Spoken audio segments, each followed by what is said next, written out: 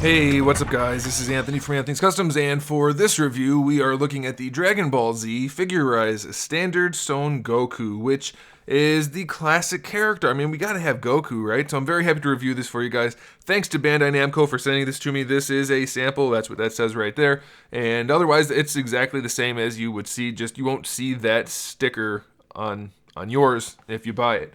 So yeah, this is Goku, and it's a really solid figure. In fact, I would go as far as to say this is the most accurate looking Goku action figure ever. Maybe, I don't know ever, I don't have them all, but all of the ones I have, they all look pretty close, but this has such a great likeness. I love it. It's so cool looking. So let's go ahead and get it off the stand and take a closer look.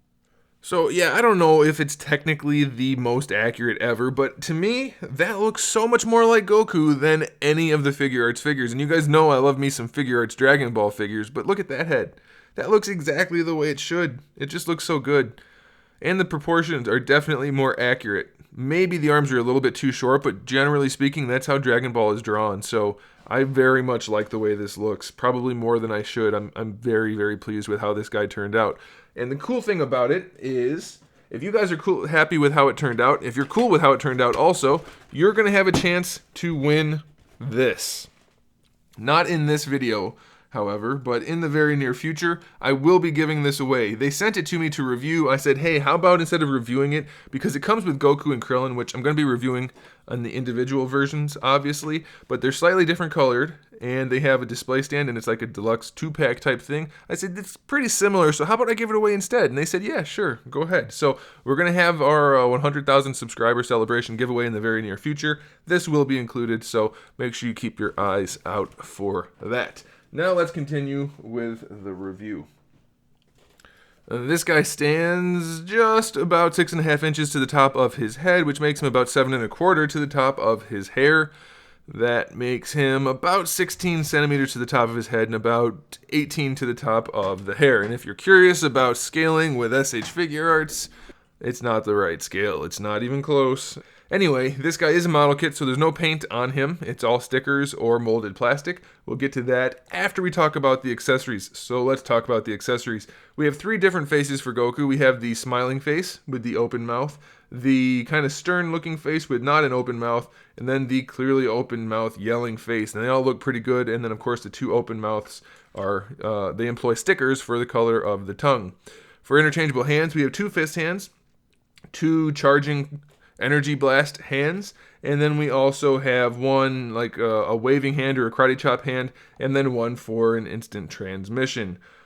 And then we have some energy effects. We have our small charging Kamehameha, which has a couple of silver stickers in there to help it look shiny. And then we have the fired Kamehameha, which is rather large and cool looking. And of course, it does have a little display stand, which is adjustable for height, and it does have a hinge on there.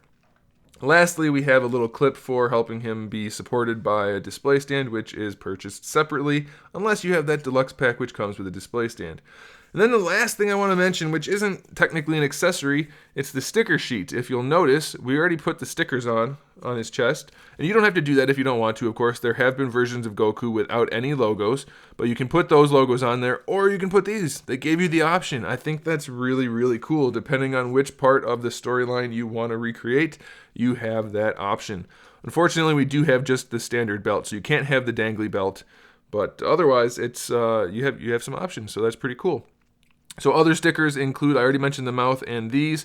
It's pretty much just on the boots. All of the red line work is stickers, and they're not really that hard to put on. It's a little tricky sometimes to get them to line up, but if you pick them up right away, if you put them in the wrong spot, you can pretty much readjust them, and you shouldn't have too much trouble. They do peel off relatively easily just because they're so thin. There's not a lot of surface area. So if you're posing him, just be careful you don't catch one of the edges and pull it off. But otherwise, should be fine. And that's it for the stickers. I think I covered them all. So let's talk about the articulation. The head is technically on a hinged double ball peg, but it functions like a single ball peg for the most part. You can see the swivel is fine. It does lean side to side a little bit. And then of course the neck has a hinge in it to lean forward and back for him looking up and down. But I'll show you the actual articulation because it's a little more complex than that. We have a ball peg down here, a ball peg up here, and a hinge in here. So technically you can move the head a lot more, but practically speaking, once it's on the figure, you can't do that much. So just be aware, essentially ball peg and then a hinge for the neck, which should be sufficient for posing. It works just fine. For the shoulders, I really like this design. We have a big butterfly for the entire shoulder, which has the orange plastic. Then we have this floating blue piece, which hides all of the articulation. We have a ball peg for the shoulder to connect to the butterfly, and then the shoulder itself is on a hinge. So you're going to be able to pose the arm pretty well on this guy, probably better than most figure arts even, so that's pretty cool. You have your bicep swivel right in there. Single jointed elbow, better than 90 degrees. Looks pretty good on both sides, so that's good. Ball pegs for the wrists. I do wish they did something to hide that gap just a little bit, like maybe make them extendable. And I mean, they are kind of, you can see they move a little bit, but they don't go in far enough. So there's still kind of a gap, but really good range because of it.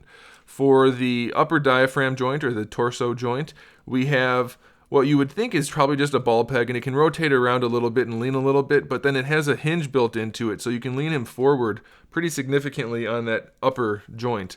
And then the lower joint has a ball peg in it, which moves around. Not the craziest of range, but it's enough, and a full rotation, of course. So you should be able to pose him just fine. See, no problem. You can rotate him and twist him, and it's pretty good. For the hips, it's like all the other guys. We have a hinged ball peg, which drops the leg up and down, so you can increase your range. You have a hinge going out this way, and then you have a ball peg for the whole thing to move around on, and you have a thigh swivel. So you can get some pretty extreme poses out of this guy, which is pretty awesome. Going forward, you're gonna mostly be okay, but it will kick the leg out at a little bit of an angle. But I think that's okay. Pretty good range. And then they do go backward as well. So like I said, really good range on these hips. And his don't look too bad, I think. They did a pretty good job with him. For the knees, we have that glorious single-jointed knee, which looks so good, and I don't understand why we don't see that on action figures. It's just the perfect design. Really, really well done for baggy pants. This is how you want to do it. You could even go one step further and just make this one continuous sculpt instead of having this lip up here, but it's fine the way it is. That's really, really solid. We have a shin swivel at the top of the boot. We have a hinge at the ankle, and then we have an ankle rocker, which is essentially just a peg on the foot. So if you use both of those together, you have, or all three of those together, you have a really solid ankle rocker. So it's pretty awesome. So yeah, it's a really solid figure. If you are a Goku fan and you feel like building a model kit, pick this one up. It looks awesome. It doesn't need any paint, but if you wanted to throw some paint on there, it would look even more awesome.